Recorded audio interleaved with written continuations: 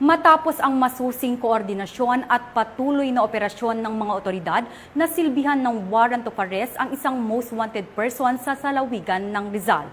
Ito ay bunga ng mas pinaigtinang kampanya ng pulisya laban sa mga wanted persons upang mapanagot sa batas ang mga nagkasala at mapanatili ang kaayusan at katarungan sa komunidad.